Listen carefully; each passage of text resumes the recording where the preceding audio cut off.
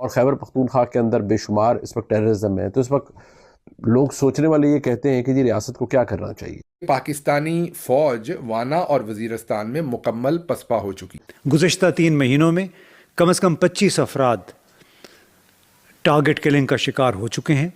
उसमें बताया जाता है कि ज़्यादातर मुबैना तौर पर मुखबिर थे, पुलिस या फ़ौजी और सरकारी अहलकार थे। कि हालांकि पूरे इलाके के अंदर फौज है, उसके बावजूद वहां पर तालिबान का कब्जा समझ से बाहर है। इस वक्त हालात काफ़ी कशीदा हो चुके हैं। अब कुर्रम, बनू, लकी मरवत, जनूबी वज़ीरिस्तान, काफ़ी हद तक शुमाली वज़ीरिस्तान, इन सब के लगता है मिलते जुलते हालात हैं। उसके साथ साथ जो पश्तून तहफ़्फ़ुज़ मूवमेंट है, उन्होंने भी एक डेडलाइन दे रखी है, गालबन अगले 3-4 दिन में पूरी हो रही है, 20 को शायद पूरी हो रही है अगर मैं गलत नहीं तो। और वो डेडलाइन भी ये कहती है कि इस सारे इलाके से पाकिस्तानी फौज भी चली जाए।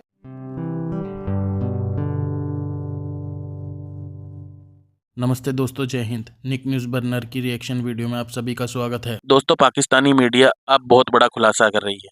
पाकिस्तानी मीडिया अपनी मेन स्ट्रीम मीडिया पे साफ साफ कह रही है कि टीटीपी ने पाकिस्तान के कई इलाकों में कब्जा कर रखा है। जो दोस्तों पाकिस्तान की आवाम है, जो जनता है, वो शाम को 5 बजे के बाद घर से बाहर नहीं निकलती है। दोस्तों, टीटीपी का इतना खतरा है। और दोस्तों, इस टीटीपी वालों ने कम से कम 25-30 लोगों को मार दिया है, पाकिस्तान की आर्मी और पाकिस्तान की पुलिस को मिलाकर 25-30 लोगों को।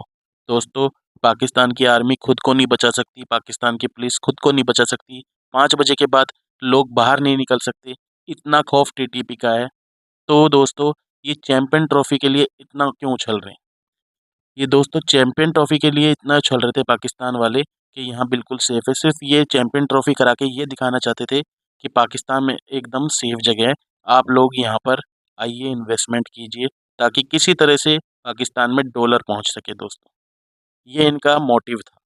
लेकिन दोस्तों, मेन स्ट्रीम मीडिया ने जो पाकिस्तान की है, उन्होंने ही साफ साफ समझा दिया है, अपना ये बता दिया है कि इन पाकिस्तानी आर्मी की और इनकी पुलिस की क्या औकात है।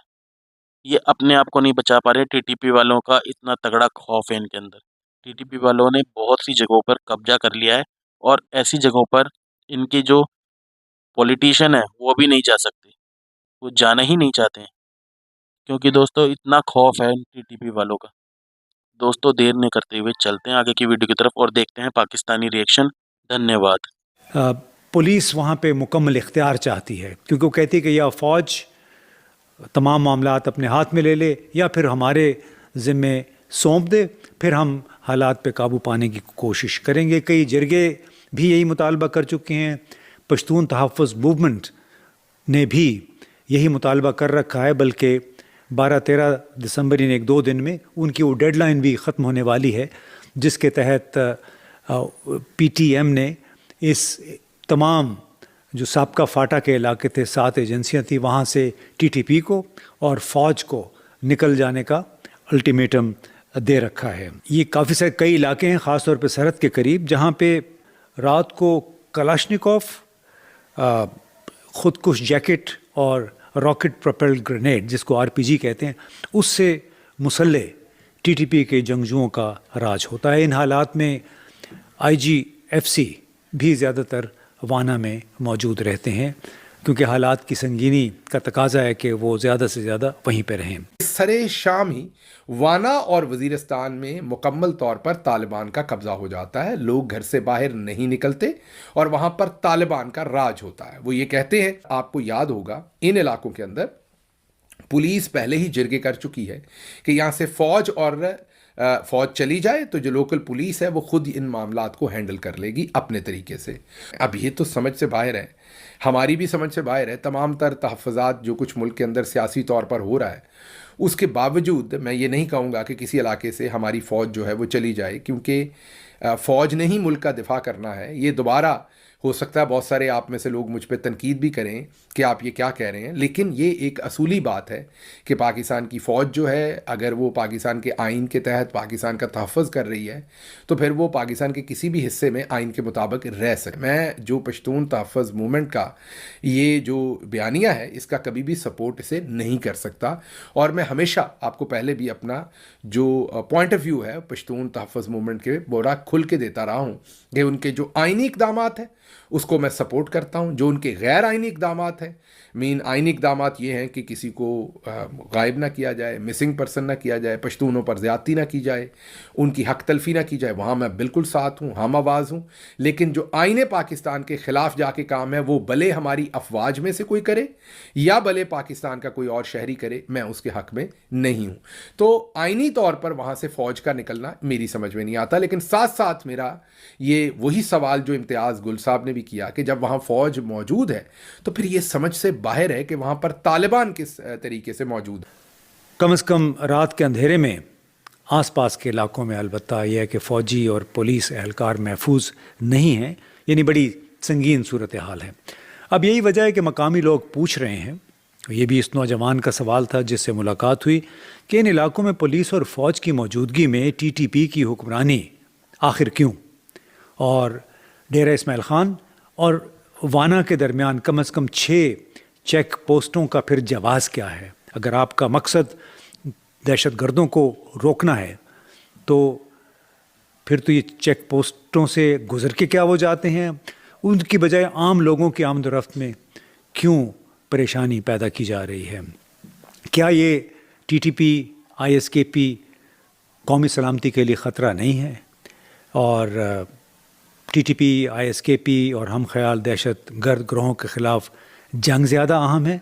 ये भी एक बुनियादी सवाल था जो वज़ीरिस्तान से ताल्लुक़ रखने वाले नौजवान ने किया कि TTP के ख़िलाफ़ जंग, भरपूर जंग ज़्यादा अहम है या फिर अंदरून मुल्क PTI और इमरान ख़ान के ख़िलाफ़ कार्रवाइयाँ। तो अब आप ज़रा एक दफ़ा मंजर कशी कीजिए कि बलूचिस्तान में हमें जो चैलेंज है वो आपके सामने है। चाइना के बहुत ही इम्पॉर्टेंट गेस्ट्स को कराची के अंदर टारगेट करके सुसाइड हमले के अंदर कत्ल कर दिया गया, आपको याद है, एयरपोर्ट के करीब। तो कराची में मामलात क्या हैं वो भी आपके सामने हैं।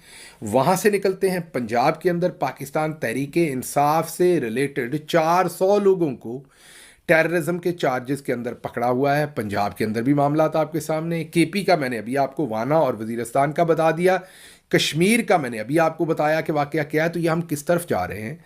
हमारे जो मिलिट्री जनरल्स हैं वो हमेशा ये कहते हैं कि पाकिस्तान के अंदर बहुत सारी फॉल्ट लाइंस हैं, पाकिस्तान का दिफा बहुत ज़रूरी है, पाकिस्तान एक सिक्योरिटी स्टेट है, पाकिस्तान में एक तगड़ी फ़ौज की ज़रूरत है। हम आपसे हमेशा अग्री करते हैं, लेकिन अब आप क्या कर रहे हैं कि आप सियासत में इतने इन्वॉल्व हो गए हैं, पाकिस्तान तहरीके इंसाफ को खुडे लाइन लगाने या पाकिस्तान तहरीके इंसाफ का बंदोबस्त करने में आप इतने मसरूफ़ हो गए हैं कि आपको जो असल काम है वो सारे का सारा लग रहा है भूल गया है, और जिस तरफ से खोल रहे हैं काम वो ख़राब नज़र आ रहे हैं।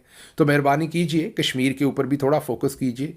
अभी चंद ही दिन पहले कश्मीर के तमाम पाकिस्तान से जुड़े हुए रास्ते बंद थे, आप सबको याद है, और वजह वही ततारियों वाले कवानीन थे जो आपने पाकिस्तान में लागू कर रखे हैं तहरीक इंसाफ को, और इमरान खान को क्रश करने के लिए आपने यहाँ पर एहतजाज को बंद कर रखा है। वही काम आपने आज़ाद कश्मीर में करने की कोशिश की तो आज़ाद कश्मीर के लोगों ने वापस आपको वो जवाब दिया जो आपको समझ आ। दोस्तों, अगर आपको हमारी वीडियो पसंद आई है तो प्लीज़ लाइक ज़रूर करें और साथ में शेयर करना ना भूलें। और साथ ही दोस्तों, ऐसी ही लेटेस्ट वीडियो देखने के लिए हमारे चैनल को सब्सक्राइब करें, साथ ही बेल का आइकन ज़रूर दबाएं ताकि सबसे पहले आपको हमारी वीडियो की नोटिफिकेशन मिल सके। धन्यवाद।